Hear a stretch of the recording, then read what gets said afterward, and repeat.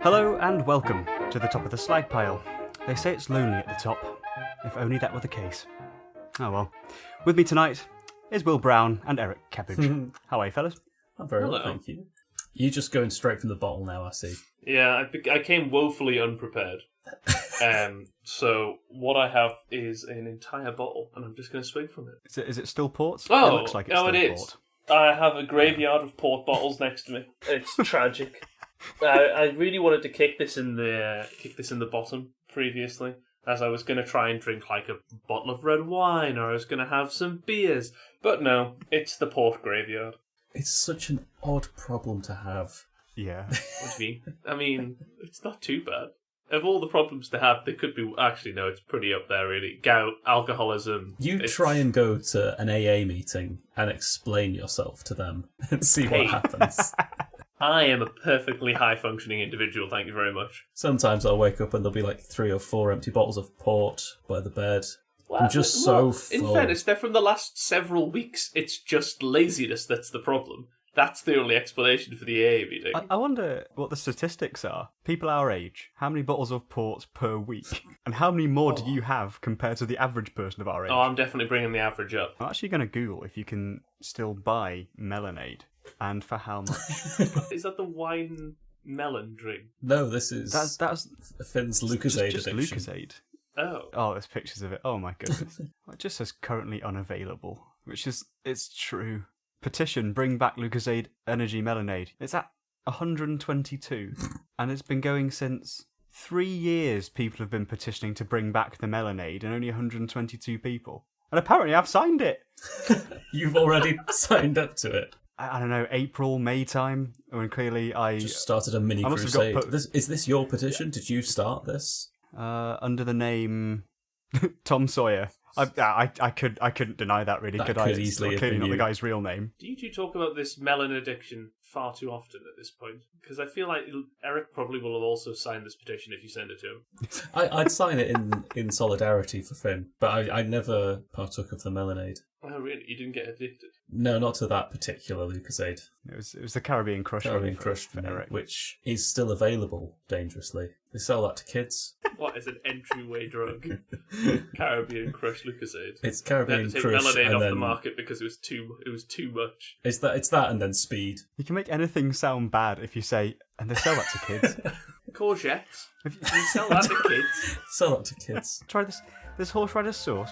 My God, it's so spicy. The worst thing is, they sell that to kids. It's a called what, Dick? It smacks of high quality. This is Daily Mail headline, fake or real? Oh, yes. The classic quiz game. So I'm just gonna read a headline at a time, and you need to try and figure out whether it's real or fake. World War II pillboxes to be manned by EDL members around Dover. True. Yes, I think that's on the verge of ridiculousness, but it's true. That's fake. That was me. Oh, okay. Well, that shows, first of all, how little we think of the Daily Mail. I assume that they had another acronym for EDL. Not to give the game away, but that is one of the tamer headlines in this quiz, and it's one that I made. So, headline number 2. Oral sex can cause throat cancer. Daily Mail, definitely. Surely. Yes, that's true. As in, Excellent. That is a Daily Mail headline. It's not true. Yeah, unless you're having oral sex with someone that's just been around Chernobyl for a bit too long. I don't know. Probably fine. Sucking Hulk stick could probably cause that, right? Suck a what, Dick? Hulk. I thought you said hog. A hog. I mean, you can do that as well if you want. I'm more than happy to read your findings on that, Eric. Hog dicks are full of radioactive material. That's well known. Yeah. Oh my God! Wait, is it Brazil nuts that have got like a crazy amount of radioactive material in them? Can you imagine if you could do that to someone? If you just ate so many Brazil nuts and then spunked, and then they got throat cancer. I think you'd probably die of something else first. You'd probably have killed yourself. You'd probably have killed yourself just by eating too many nuts. There was one time actually where when I was doing the conference things, one of the little notes, the allergy notes for people, it said I'm allergic to strawberries in large quantities, and I thought, I think we all are.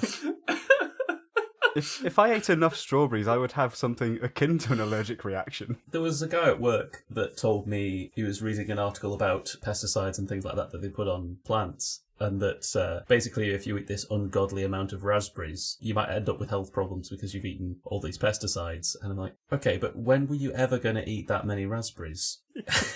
Shitting up the walls, Like, man. how many raspberries do you think I'm eating such that you need to tell me this as a warning? Like, A whole bush of raspberries. like what do you think I'm doing behind closed doors with raspberries? Just punnet after punnet. Just... Popping them like Smarties. Sucking them down like Coca-Cola. Oh my. But it was something like if you eat like 500 raspberries, then you might have like a detectable level of some sort of chemical. Okay, it's a detectable level, doesn't mean it's harmful, and also just who's eating 500 raspberries? You've probably already shat yourself to death by Yeah, that you've point. probably... To be fair, the amount of fibre that you'd probably get out of that, you'd probably shit it all out before it killed you. Yeah, it'll probably take you so long to eat that many raspberries that you've passed them. I guess. It's like every chemical's got what's it called? Like an LD50, which is basically an amount of it that you have to eat for it to be poisonous. Yeah. Oh, Like, yeah. and 50% of you to die, and 50% of the people that took that amount would die, basically. I'm pretty sure that system is just when the Daily Mail have really got nothing else. They'll just go, just pick a food and say how much of it you need to eat to die. Well, what's interesting is that it's the amount for it to be poisonous, I believe. So salt has an LD50, but the problem is that the amount of it that you have to eat for it to be poisonous, you've probably already dehydrated yourself before that point, so you've just basically turned into a withering husk, and then you've died of poison. So it's very much the kick in the nuts while you're down, the LD50 of salt. Headline number 3. This flood of porn should terrify us all. That feels like Daily Mail, but I don't feel like they'd put porn in the title of a headline, so I'm going to go with not. My head is saying Daily Mail, but my heart is saying Eric. And I'm going to follow my heart and say I think it's Eric. It's real. That is Daily Mail. I'm very Both wrong happy with about that. This flood of porn should terrify us all. Could do you please? Which one? Which flood of porn? This one. Oh my god! This one. I really wish that you had all of the stories associated with the headlines from the Daily Mail. Well, That's what I really wanted. all stories associated with Daily Mail headlines are basically just backpedaling to say, well, it didn't really happen, but imagine if it did. Air pollution reaches 100% of 90% of the air in central London. Scientists still testing the remaining 10% for heavy metals and third world diseases. That's wrong. That's the whole. That's not. That's the whole surely that's front not cover. real. That can't be it. There are some long ones in here, by the way. This isn't the only one. Oh, it's not front page. I still don't want to believe it's true. I know. And until you got to the third world diseases part, I was like, maybe, but no.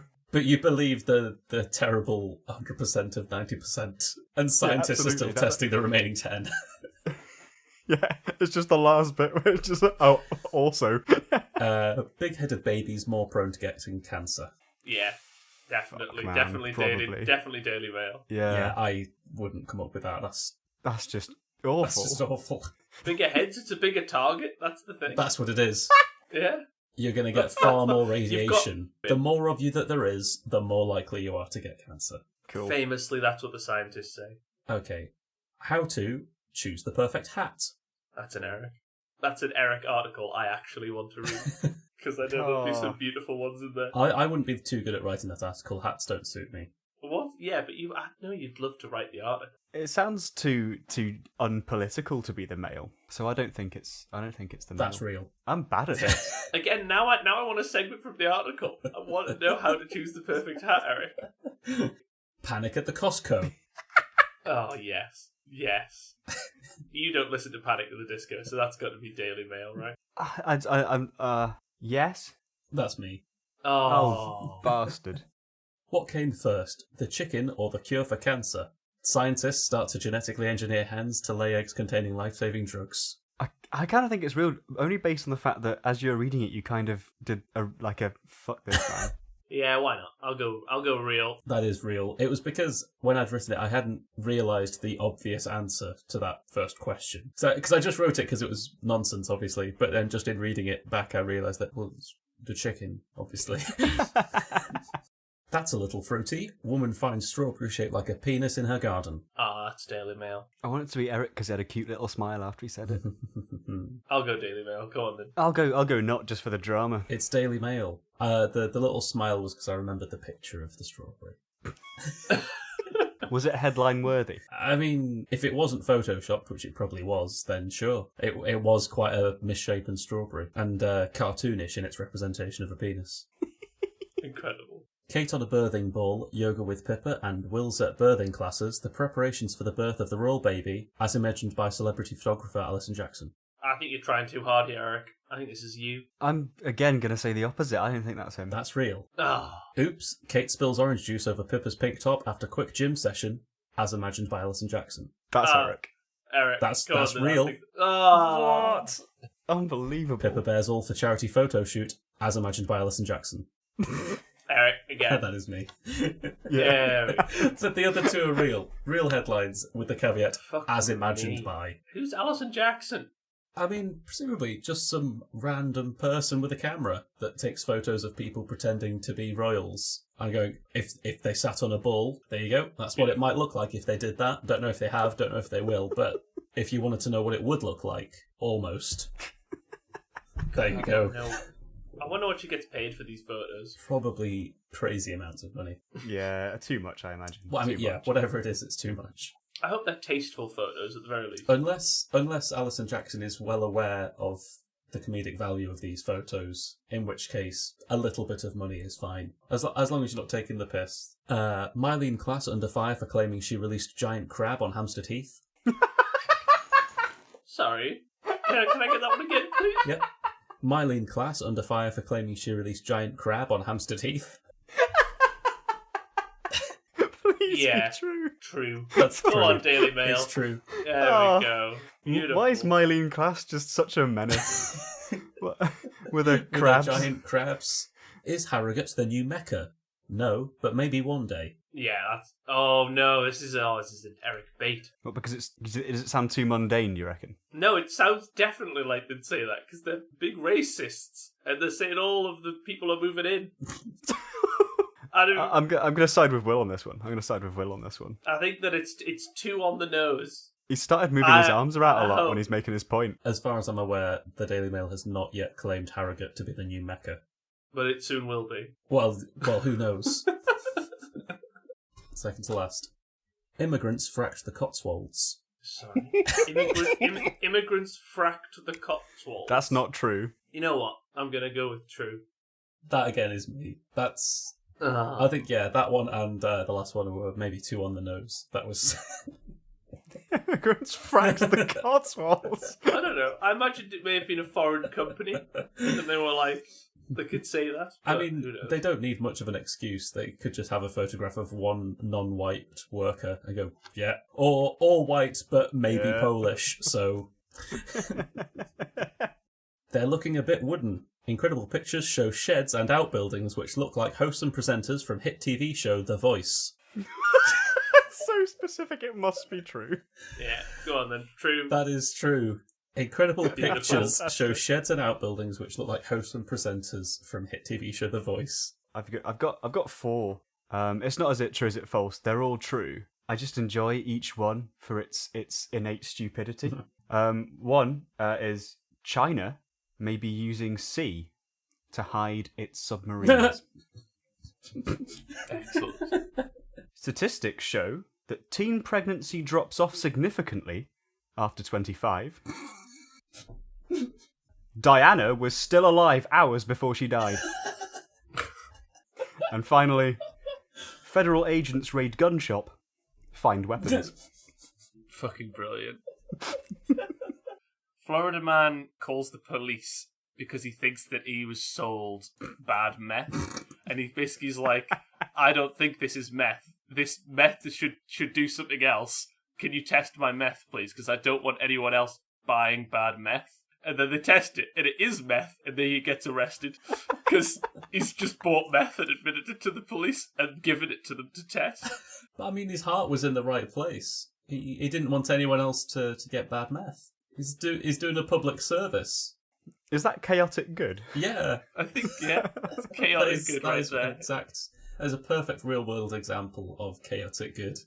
You've got to say whether or not the following line was said by Boris Johnson, Donald Trump, or Duke Nukem. Hell, I'd still hit it. Was that Duke Nukem after gazing at an alien queen, Donald Trump when he's shown a female celebrity's plastic surgery gone wrong, or Boris Johnson quoted from his uni days when talking about a person of colour? I think it's Donald Trump.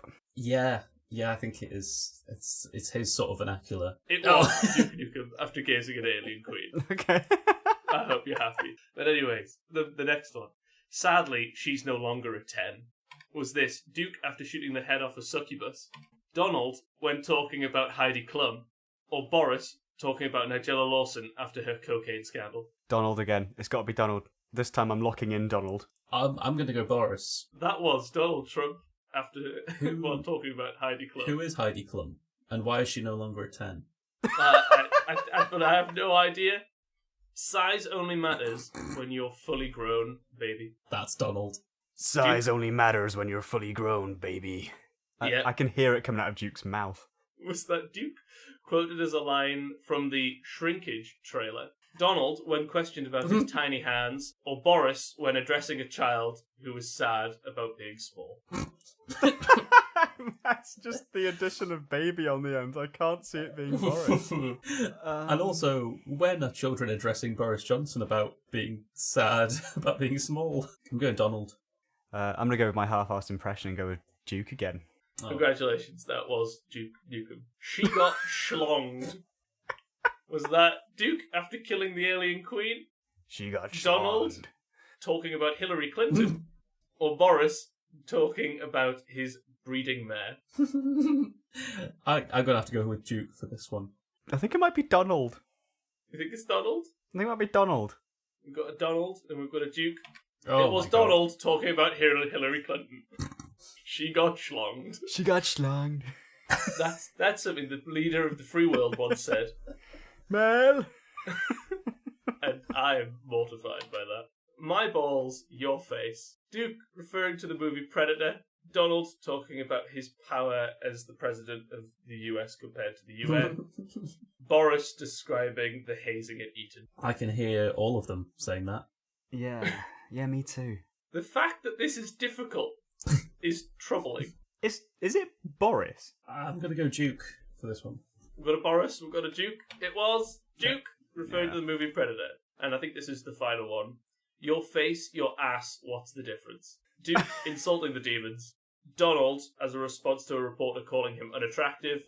Or Boris talking to an animal in a petting zoo that vomited on him. I'm going to retreat back into easy mode and say maybe it was Duke. I'm going to say Donald. Duke and Donald. It was Duke Nukem. It's Duke. Congratulations. Thank you for not blaming me. Go eat your scones, for fuck's sake.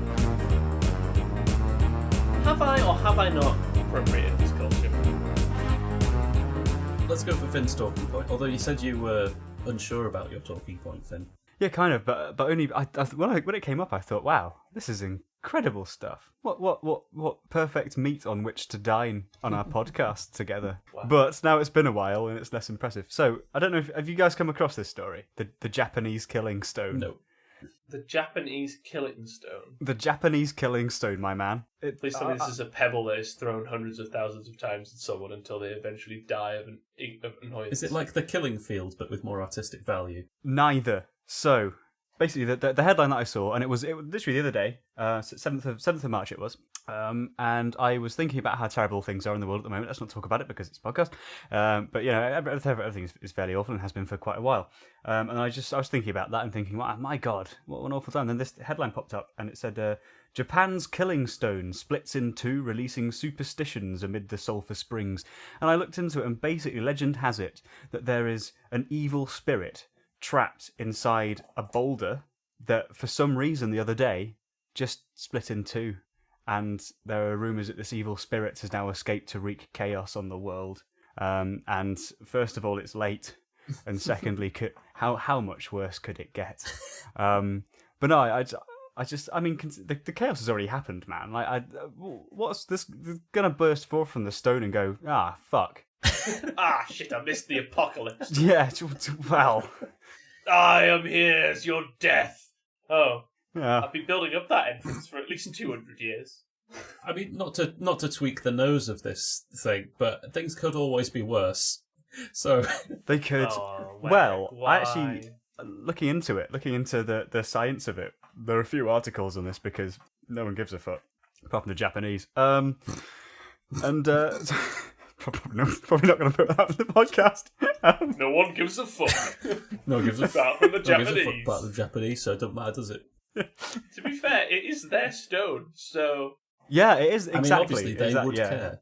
If anyone's going to care, it will be them. It probably will be them. But apparently it split a long time ago. The reason why it cracked in half was because water got in there. So maybe back when everything went wrong, which I think, after the last segment we did, this isn't going to be a surprise. I think it was around the time that Trump got elected. I think that's when everything started to go really shit. And then we had about 6 years of freeze thaw. Suddenly the demon comes out. why is it called the Killing Stone? It can't just be because it's got some demon inside it. According to the mythology surrounding this stone, the object contains the transformed corpse of Tamamo no Mei, a beautiful woman who had been part of a secret plot hatched by a feudal warlord to kill an emperor. Legend has it the true identity was an evil nine-tailed fox whose spirit had become embedded in the lump of lava. Yeah, so I mean, it's just part of a plot, and it doesn't even kill a lot of people, really. It was just a plan to kill a guy, and it was also an evil fox. I don't know if this would even make it on, because I don't know if I'm insulting people doing this. But I mean, I feel like the I am. plan doesn't sound that bad, but foxes are quite a big thing, aren't they, in Japanese culture? Yeah. They're quite small, actually. Oh no, you should see these about a house Japanese cat, foxes. Small dog. Like, that's what Godzilla was based on, but they made it into a lizard because otherwise it would just be too traumatic. Yeah. The fur everywhere. yeah. God, you can see when he sheds. If they made it a giant It's a fox, nightmare. then it would be like just too soon. Yeah. It's a fox coming out the sea, and it smells of wet dog, and it yells. Once God. it dries, it's like I think, tripled in size as well. So much volume, it kind of shimmers whilst yelling. So that was my talking point. And like I said, I don't even think it was just me telling you about something, because there's not much you can say about it, because I think some things I have said I probably shouldn't have said. I enjoyed the tall's tales of stones and foxes. And 9 tails, that's a lot to handle. That's a lot to handle. It is famously a whip as well, so, a whip. God, I'm just gonna fuck myself and die. A whole bush of raspberries. Eyelids. I think they're underused by the majority of the population. I think every now and then you'll meet someone who's making proper use of their eyelids, and you'll remember that person. They'll stick with you. I am enlightened. Tell me the context of the person that started this thought pattern. Now, I can't remember this guy's name, but I remember his use of eyelids. I remember that. Are you thinking of Captain Jack Sparrow, perhaps? Oh no. The eyes on the eyelids? No. I mean, colouring your eyelids in has its own place, I suppose, but it's more the application that I want to talk about. Is winking. People that wink as like a thing, they're just like as a greeting, just as an acknowledgement. Like, I went to college with this guy, not sixth form, like marine college, so it wasn't too long ago. Right. Just didn't know him that well, but whenever I passed him in the hallway, he'd give us a wink. Do you ever think he was hitting on you, and then he might have been a seaman? I don't know. Could this have been an instance of a man really trying to hit on you, Eric? Hang on, no, there was another. There's been another winker who was definitely not hitting on me, but he winked in a very. It's because a wink can be taken quite provocatively, sure. Yeah. But he did it in such a way that it was always just friendly. I don't know how he managed it. I've not mastered it. I'll be honest. The only people I wink at are my girlfriend and security cameras. so I can't really say if I've mastered that yet. Do you walk past winking every security camera with the knowledge in the back of your head that some bloke will at some point have to look at this footage and will have to see you give it a cheeky little wink, and that'll make his day. It makes my day. Thinking that it'll make someone else's. Whenever I see a security camera, I give it a wink. So, what do you do with the ones in like Greg's then, or wherever, where you can like see the TV screen? Yeah, that gets a wink. They all get a wink. Do you wink at the screen, or do you try and? I find wink the at the camera? camera. I don't wink at the screens. Okay. That's weird. That's just winking at yourself, really. At that point. Yeah, that's just You're like, vanity. "Oh, you devilish bastard, you." Wink. I think I used to be the guy that massive that winker. that used to You wink. were a winker. I used to do it. I used to wink just twice a day. No, I used to wink. Some say that's unhealthy, but It was when I was saying goodbye to people. If I say goodbye to someone, I'll see you later. Just a little wink. And I actually did stop myself because you'd wink them off, would you? yeah, give you I did a bit of a shake of the head as well. Just to yeah. accentuate it. But after I stopped because I thought a lot of pretty much what Will was saying earlier. I was like, what if they just think I'm fucking weird? What if they think I'm trying to hit on them? So I stopped after a while. And I really enjoyed it as well because it became such a natural thing. It is, yeah. I see what Will means, though. It is a very forward act. I'm not an avid winker, but I do love a finger gun every now and then. I think I overuse those. I mean, too that's much. a lot less provocative. It is, but it's also it feels like it cuts deep into people's souls when you finger gun them. You just give them the old "a." No one thinks you're flirting if you're doing that, and if they do think you're flirting, they at least think you're harmless. There you go. Yeah. You'll probably not get flirted back at. Yeah. What do you mean? How do you think I got Emily? With the old finger guns. Walked in, wink, finger gun. And the rest is history. I say it just didn't say a word for years, but every time you walked past her, just I walked in and started blasting. until finally she just snapped and was like, if I date you, will you stop? You know what? My ideal holiday, go to Russia, fuck a hog dick. So in this round, I'm going to offer you guys part of a Life Pro tip from the Life Pro tip subreddit, and I want you to try and finish off the quote. And then then we can discuss blah blah blah content blah. The first Life Pro tip, I'm going to give you the first part of it. Staying in shape isn't about being sexy or attractive. It's about... I mean, surely it's about exercise, because the other things weren't really Surely relevant to staying in shape. Surely it's about health or happiness. It's about happiness. Let's go for happiness. It's about laying down the groundwork so that you can be active and healthy when you're older. That gives me It's just really it gives me boring. nothing to act on in the short term, and isn't Reddit all about just the short term gratification? Just instant gratification. Yeah, this guy got 78.4 thousand upvotes on that one, and I just thought, No one did any exercise No, that day. they just read that and felt good about themselves, and then that was it. And then they were like, well, I'm not going to be old for a while, so I'll do the exercise Yeah. tomorrow. I know. I'll buy a Stena stairlift today. Then I'm ready for my old age. That's what I call an investment. I'm going to buy my Zimmer frame and my stairlift now while they're cheap. If you need a suit and don't have much budget, then Steal one. Buy a onesie. I get it. Buy a cheap one. Rent one. then £20 at Goodwill with £50 of alterations will look 100 times better than a £70 suit. Although, to be fair, my suit jacket is from a charity shop, and that is basically my entire suit. It's like my school trousers and that suit jacket. And I bet you it looks 100 times better. Don't ever use a wet or moist towel/cloth as an... Toilet paper. No, you're not supposed to. You're not supposed to. Apparently, It ruins it's good in the moment. the cloth. It does. Yeah, It doesn't. Yeah. I know it ruins your derriere, sir. I believe. Does it rip it up? Oh dear. It's good in the moment, but you'll regret it down the line. Also, you can't flush it away, and then you just got some poopy rag that you've got to deal with. So Okay, I will tell you that quite clearly it's not Will's poopy rag. Hang on, what was the start of this again? Because I've completely gone down wiping your ass with a tablecloth. Don't ever use a wet or moist towel/cloth as an... Garrot. As an garrot. As indeed. Angarots. Yes. Henry VIII's seventh wife. Actually, no, it's as an oven mitt to pick up hot things because the moisture will turn to steam and burn your hands. I mean, you only have to these try feel that like once more- and know that more was like wrong. PSAs than Well, yeah, when I was reading through this, they basically are just they're not tips at succeeding at life. They're just tips at not fucking up. Yeah. remember. Don't wet your towels when you put your hands in the oven.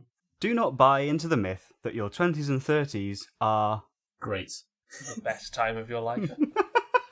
good at all. Yeah. In any way.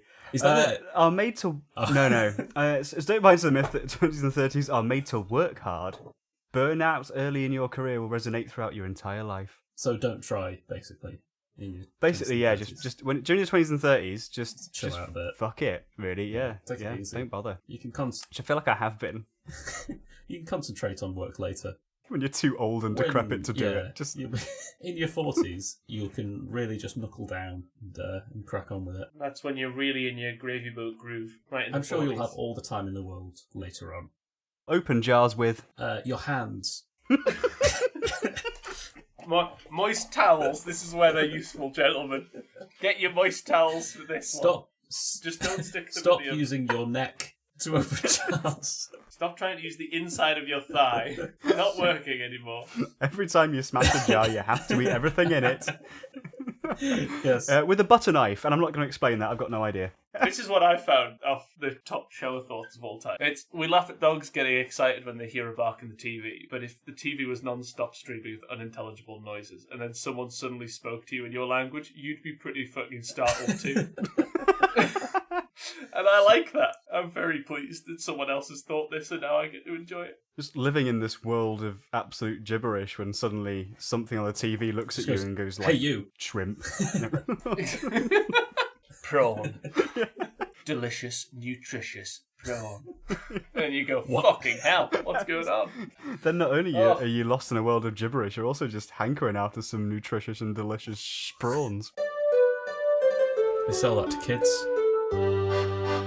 Context required. Well, are you familiar with the works of William Shakespeare? No. You're about to be. Oh, no. It's time for a Geordie Reads. Oh, not again. You know what's going to make this even worse is that I can't even lean forward on this episode because it'll be so far away from the fucking screen. You can always whisper it. You can always whisper it. I'm going to put this in, like granddad reading mode. Okay, I want you to be. Again, obviously it's Geordie, so the minimum Geordie you can go is your current Geordie. By all means, go more Geordie. But I also want you to kind of react to the emotion in there. There's, from what I can tell, 2 exclamation marks, and I want to feel them. I want to feel those exclamation marks in my heart cage. Okay. You forget I have the reading age of a 5-year-old. No. And so therefore you're expecting me to read ahead whilst also being able to use my mouth hole to use word. No. And that's just not. I'm just not capable of these things. You're fine. I'm an indictment of the English educational system. And the fact that I can get this far in my life with this current reading level is quite frankly embarrassing to you all. But anyways, on a day, alack the day, love, whose mouth is ever May, spied a blossom passing fair, playing in the wanton air. Through the velvet leaves the wind, all unseen, can passage find, that the lover, the sick to death, wish himself the heaven's breath. Ere, quoth he, thy cheeks may blow, ere would I might triumph so. But alack, my hand is sworn, near to pluck thee by the thorn. Vow alack, vow alack, for youth unmeet, youth so apt to pluck a sweet. That was quite sweet. That was fantastic. That was nice. It was almost something until I went. That was actually quite a nice reading of it. It was, yeah. I feel like the Geordie accent really gave it quite a I'm going to call it a polite twang. Yeah, a polite twang. Yeah. Wow, it's the least amount of cultural appropriation that's happened so far today. No, like you didn't swear at will like you. That's William Shakespeare, like you did at Daphne du Maurier. So you know. Oh, she could fuck off. She could sit right down with all that other bullshit. Maybe it's just the William thing. Maybe I can appreciate a fine. I might have to go back and rename the last episode as Daphne du Maurier can sit down. I've always liked Daphne du Maurier's work, especially her famous book and all that other bullshit. Yes, I'm quite the studious man for literature. And yes, her other works include all that other bullshit. This whole section, with its success last week, did give me an idea for what is possibly the most useless use of my time, however, would be funny for me, is just to read an entire book in a Geordie accent and release it as an audiobook. Just find books like Rebecca and read it all in Geordie and release that. And no one would listen to it because no one who wants to read Rebecca will want want to do it in Geordie, and no one who wants to read a funny book in Geordie will read the entirety of Rebecca to do so. There are going to be people out there who will never read Rebecca because the only free version is you butchering the Geordie accent with it. What is this book, Rebecca, by the way? It's just a book. I don't know. What do you want? I mean, I thought the way you two were talking about it sounded like it was the second coming of Christ. It's just quite an incredible book. It's not incredible. It's just quite a famous book. I enjoyed it, although possibly not for the same reasons it was at the time. I found parts of it quite funny. It makes you fully empathise with like some really bullshit problems. Like the main character is basically going through some emotional turmoil, but if you step back for a second and take yourself out of her perspective, she's worried about fucking spoons or something. Or she's hiding behind a curtain because she's got the wrong shoes on today. Oh dear. Excellent. So this is about the internal turmoil of a millennium. So the minute you stop, directly being part of her life and empathising, you're just sick of her shit. Yeah, it's just what the hell are you pretty doing? stupid. It's pull yourself together for fuck's sake. It's not that bad. I've got 2 teaspoons and they're not the same size. How will I measure anything? It's like, just I'm glad go that eat your scones, got to that for fuck's stage. sake. Just enjoy yourself. Go eat your scones, for fuck's sake. Cheer up and eat your scones. Excellent. That was my takeaway from reading Rebecca, is that she should just cheer up and eat her I'll scones. pass on that wise words of wisdom to my mother to tell to the elderly people when she makes them scones. Cheer up, eat your scones. For fuck's sake. But it is very well written, Very because lovely. until you step back and think that, you're completely there with her going, oh god, no, the teaspoons aren't the right size. Oh, getting anxious just thinking about it. I couldn't possibly eat a scone feeling like this. You know what? I'm impressed that the writing is good enough to get you to emotionally connect with a woman worrying about Yeah, teaspoons. it's like So it must be it is pretty an damn incredibly good. well written book. It's just the subject matter is ridiculous. That sounds like the perfect book for you, sir. It's the same reason that I enjoy Don Quixote, which is part of the reason I liked Don Quixote is because it's very well written, but it's just so stupid. That sounds like Blackadder, to be honest with you. It's kind of It is Blackadder-esque kind of in a Blackadder-esque, way. actually. Yeah, it's Yeah. it's very much a piss take, but very, very cleverly written. Well, more cleverly written than Blackadder, to be fair. Let's not give Ben Elton too much credit now. He's getting a bit big for his boots, in my opinion. yeah. Simmer down, Ben. Yeah, fuck off and eat some scones. Yeah, cheer the fuck up and eat your scones, Ben. You've had your time. If you wouldn't mind, sir, just fucking off slightly. Gather round the campfire, gents. It's time for one Finn Pour story. myself a last little tupful. Get yourself a dram. Sorry. Who is this man that's appeared in the bar? Get yourself a dram. Get yourself. We're from Northern Ireland. Get yourself a dram. I was trying to go the guy from Peaky Oh, Blinders. no. You know the guy. Thomas Shelby. That's him. Yeah. Get yourself a dram, Thomas Thomas. Okay, Clippy. so I had a dream. It was classically for me just the most mundane piece of shit. So I have this thing where I would, like, at university, I have these dreams, and these people going to university and they think, wow, I'm in this new place, it's very overwhelming, they have dreams that accommodate that. Not me. No, one of my most memorable dreams was I got up, as I normally did, I went to my first lecture as I normally did, and then for breakfast I had porridge, and then I carried on with my day, and then I woke up. Now, not only was that so long and boring that I felt like I'd already lived another day of my life and then had to wake up and actually live a day of my life. I don't like porridge. The only thing about that dream that was any different from my actual life was that I chose to have porridge. And that was it. And I brought this to my friend. I was like, okay, dude, I've got these mundane dreams going. I'm like, well, what about you? And then he's like, no, man, there's some shit. And then I spoke to him. We lived with each other for a few years. And I can track 4 dreams of increasing intensity that this man had that are just ridiculous and terrifying to me. So the first time we'd moved into our new place in second year. And he had a dream where I was in his room and he was just falling asleep. And he could actually hear me walking up and down and my voice sort of getting closer and closer and closer and further away and closer and closer. And then at some point, my voice turned into his dad's. And his dad gave him a key and he could feel it being pressed into his hand whilst he slept. And then his dad leaned in really close to his ear and just kind of went...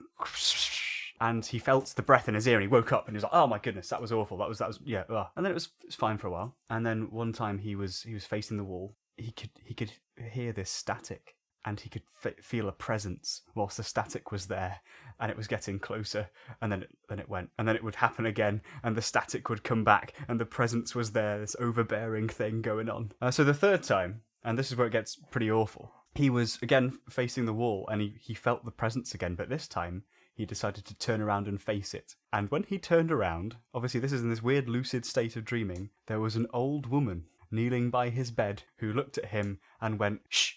And then he woke up and was quite, obviously shaken by this. But at this point, he was actually getting really tired of his own brain doing this shit. Like he was getting quite irate about it.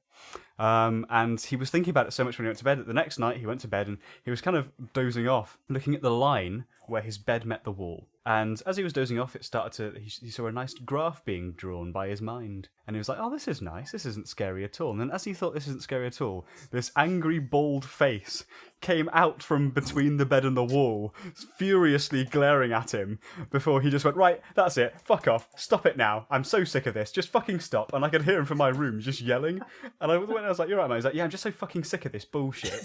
And I'm just telling I'm telling whatever it is to fucking go away." I was like, "Fair enough, man. Okay." And you know what? Never happened again. Did you ever deal with the fact that he thought you were his father? Or his father figure? Oh my god. No. Was that never spoke about? You just never thought about the fact that you're now his dad? I indirectly interacted with his dad once because again during that year he got with someone. Unfortunately, I heard it because they were in a downstairs bedroom, and I went into his bedroom, which was obviously empty at the time, and wrote a post-it note saying, "Well done, son, you sowed some oats," and put it on his notice board. Now, he didn't take that off because he didn't realise what that meant.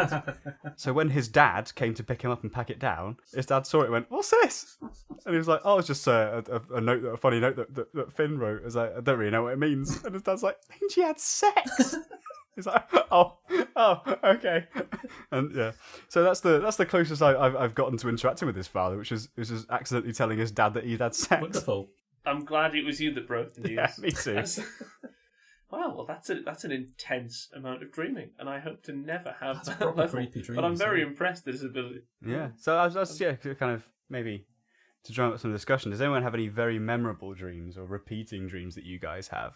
Because like I said, mine is so mundane, it doesn't even matter, because I might as well just be living another day. I wish I could remember my dreams.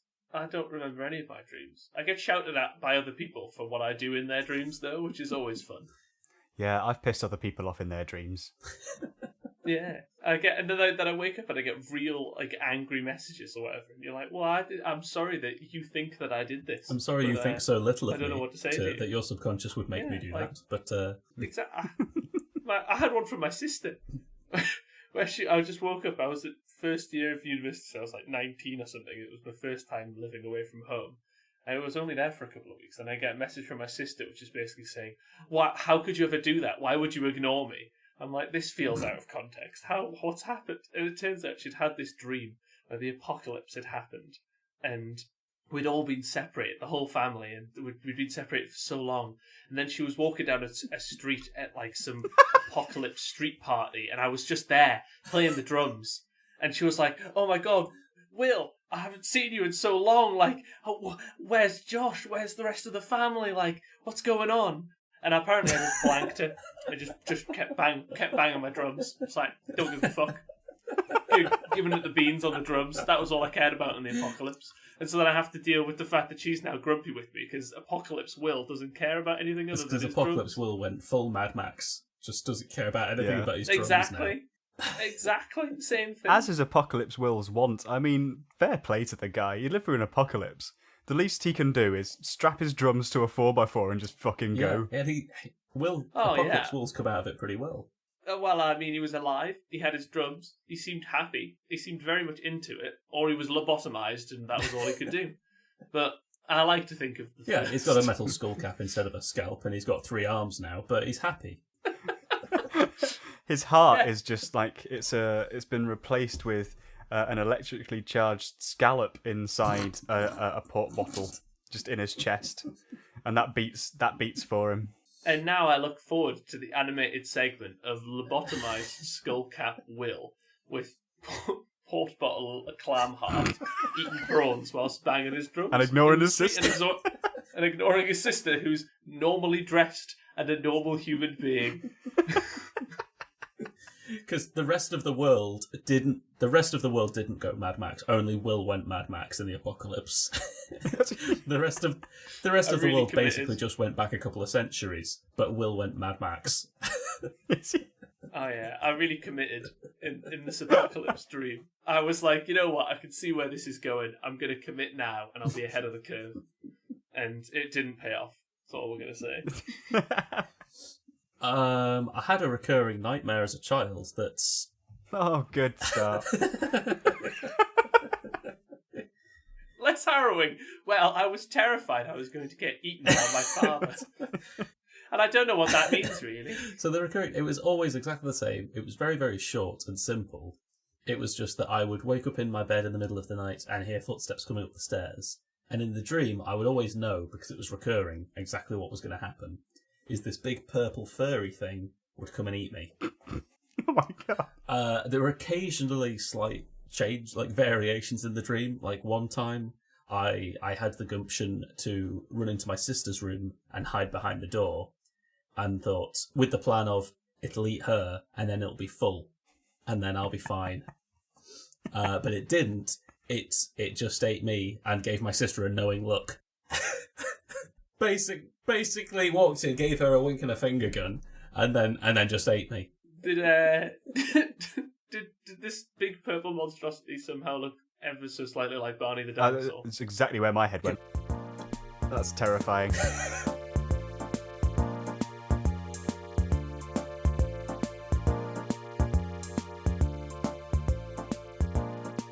We went through some phases of watching utter garbage movies. And I remember that there's this Australian zombie apocalypse movie that I actually really want to see. Ooh. And I now need to see I what can it's recommend, called. in terms of terrible zombie films, because for the board game I'm making, it's been part of the research to watch terrible apocalypse films to get material to make fun of. Juan of the Dead is a Cuban zombie film, and to be honest, it didn't give me much material to go on because it is genuinely it's already a piss take film, so I didn't get much out of it to take the piss off, because it's already funny and it's already a piss take of zombie films and also a piss take of Cuban government. Like the whole the trope of not calling zombies zombies, in that they're called the dissidents, because all the news coverage is basically blaming the Americans, and that these are a capitalist dissident faction trying to sow unrest in Cuba. Excellent. I might just watch this of a morning on a weekend. That sounds incredible. Yeah, it's good. Have you watched 28 Days Later? Yes. Now, when I first watched that, I remember that being a sort of it's a standout, and 28 Days Later is pretty good. I watched it recently as part of this research, and did you notice the product placement in it? All the soft drinks and stuff. There's all the soft drinks to start with, but then there's a whole 5-minute scene that is an advert, and it's the supermarket scene. The supermarket scene is mental. It forgets it's a zombie film. They're driving along, it's a fucking wasteland, and then they say budgeons, and all the lights are on, and then they go in without any sort of sense of danger. They just go in and go, well, the lights are on, and there's food still on the shelves, everything's really tidy and nice and clean. It'll be safe. Let's cue the shopping montage where we all whiz around on trolleys and buy Terry's chocolate oranges. Isn't there happy music as well? Just completely away from the rest of the movie, which has this harrowing soundtrack. Yep. And nothing happens to them. They raid the shelves, they get all their Terry's chocolate oranges, they put it in the car and they drive on, and nothing bad happens. It wasn't even a setup for a juxtaposition. It was just, we needed to fit in loads of product placement because... And now a word from our sponsor. Yeah. And it's just Surely that's a poor advert that yours is the only shop that didn't get raided. It's as the just zombie apocalypse. crazy. The world went to shit, And no one wanted bothered to with go in budgets. this store. Exactly. No one remembered it was there. Their impeccable generator be damned. We're still not going there. Yeah. We don't care if the lights are still It's on. like, oh no, Exactly. I've got standards, so That's I wouldn't risk it, even in the there's an apocalypse. Aldi down the road. Let's see if they've got anything left. Just drive for a bit. We'll hit a booths at some point. Yeah. But it's just out of nowhere, and it just stops being a zombie film and starts being a montage Cherry's Chocolate Orange advert. So I've always really enjoyed that film. I thought it was a great film, but I've never noticed that, and I can't. You won't not I notice can't, it now. I can't. Yeah, exactly. Yeah, that's. It comes out of yeah. nowhere. Oh god! And the second one just a Jeremy Renner. So yeah, Oh, I've not seen the second. it's just. I mean, it's not a bad film. It's but, not a bad you know, film. It's Jeremy Renner. He's the Jeremy Renner of actors. So there's only so far you can go with that. For a zombie film, 28 Days Later is a very good film. But as I say, it requires that caveat as for a zombie film. Yeah. But yeah, it was. I just did not notice that the first time in, and now it's the whole film for me now. Is the budgeon scene. That's always when it goes back and it's like, oh god, I really wish I could go to Budgeons, but there's just not one near And me. also Let's go to the product placement. the black cab that is also basically chitty chitty bang bang with caterpillar tracks in the tunnel scene. Basically, they drive into this tunnel and it's completely blocked with broken down vehicles, and they look at each other as if there's a decision to be made, and then the one driving, Brendan Gleeson, just goes, "No, we're gonna do it," and he just drives at the cars and just whoop, over we go, and Incredible. Did they get a flat after that? Like- they get a flat. yeah, they tire? get a flat tire after that, Yeah. amazingly. But yeah, they just Yeah. cruise over all of these vehicles like a light tank, and just land at the bottom and go, "Yep, that's." I can't wait for someone to be drunk in the back seat of a taxi and just for them to demand Yeah. to do that in traffic.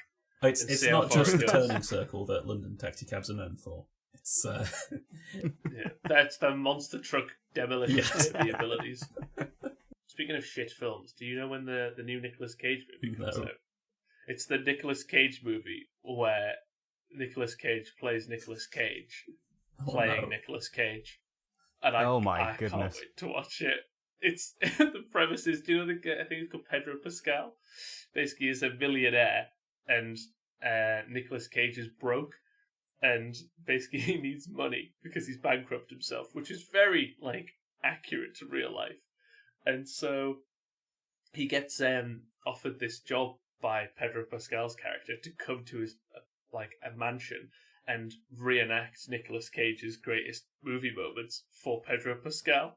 And so it's Nicolas Cage playing all of Nicolas Cage's best roles because he's broke for a millionaire that just wants Nicolas Cage to perform for Oh, him. that's so meta. And I need I it in think I my might life. actually watch Oh, that. yes, I will. Yeah. I will watch Like, that. I hate Nicolas Cage, but I'm too curious. It sounds like chaos, and I can't wait. It was after we watched Willy's Wonderland, and that was just pure brilliance. That's Nicolas Cage plays the protagonist from a Five Nights at Freddy's game, and basically doesn't want to play it like the protagonist of Five Nights at Freddy's, so just goes around and beats the shit out of animatronics in a really terribly shot movie for like an hour and a half. And his character never says a single line. He has no lines in the movie, and he is the main That's a character. blessing. It is glorious. He just grunts or looks at something or drinks an energy drink and then moves on. People address him consistently, but it looks like the whole film was cut so that he doesn't speak. Do you think that he was pissed off when he saw the check and realised that because he was basically an extra, he didn't get any money? No, but he's not an extra. He's the main character. It's a non-speaking part. I don't know if that's on purpose or because they didn't pay him enough to speak, if I'm honest with you. The whole movie's made for like $4 million, and most of that's probably on Nicolas Cage. It's just like, right, I will be present, but I'm not saying anything. You haven't paid me enough to say my lines, so we're not speaking on this one, boys. They're like, but Nick, everyone's going to address you at some point. He's like, I don't care. So they just do dramatic camera zooms. Or they just, like, cut away. That sounds atrocious and I must see it. We made a drinking game out of it, and it was so good. You had to drink every time there was a dramatic camera zoom. Every time Nicolas Cage is addressed and doesn't speak. Every time Nicolas Cage changes his t-shirt or drinks, or every time a Punch energy drink is on screen. It's brilliant. Honestly, it's well worth watching with a friend. It cost like £2.50 to rent it on Amazon, and it was £2.50. The classic like drinking movie thing for me was, The Room with Tommy Wiseau and that sort of thing. Have you ever heard of that? No. Is that the "Oh hi Mark"? That's it. Yeah. Oh hi Mark. Oh hi Mark. You're tearing me apart, Lisa. That one. So yeah, Eric, I know of it, but I haven't seen it. To be fair. Tommy, I'm not going to tell this entirely correctly, but basically it's this movie it was written, directed, and the main character is played by a guy called Tommy Wiseau, who is this non-specifically wealthy guy from, I think, Eastern Europe, at least it sounds like it, who may or may not genuinely think he's a vampire. And he just made this movie that he thought was going to be incredible and put loads of money, and it's just the biggest car crash ever. But I think it kind of kicked off the so bad it's good genre. And honestly, watching it is painful. It's got some iconic lines in it. It's the only reason why it's famous. A movie has been made about that movie and the making of it, starring James Franco. Okay. Called The Disaster Artist. Uh-huh. And yeah, so it's this huge cultural thing. But there's a drinking game to it, and because they drink scotchka, mixture of scotch and vodka in it, it basically involves you just downing scotchka every time something happens. And because of that, I've actually started watching the film, I think about 5 times over my life, but have never gotten through it because I've been vomiting by halfway through. I feel like you should timestamp the point where you stop and then just try and get through each bit. Well, it's kind of like I'll start drinking, it'll get a bit awful, then the memory goes, and then I throw up. So, I remember up to when things maybe just start going wrong for his character. Hard to tell because he delivers his lines. It's just in the worst way. I mean, he delivers his lines kind of like again, a non-specifically Eastern European Microsoft Sam. There's one bit where it goes like, "They hurt me and I don't care anymore," and it's just like, you kind of sounded sad, but accidentally. Drake once said, "I may regret the way we ended, but I will never regret what we had." Drake was not involved in this bucket of piss. See you next time. On a day, alack the day, love, whose mouth is ever May, spied a blossom passing fair, claying in the wanton air. Through the velvet leaves the wind, all unseen, can passage find, that the lover, the sick to death, wish himself the heaven's breath, ere, quoth he, thy cheeks may blow, ere would I might triumph so. But alack, my hand is sworn, ne'er to pluck thee by the thorn. Vow alach, vow alach, for youth unmeet, youth so apt to pluck a sweet.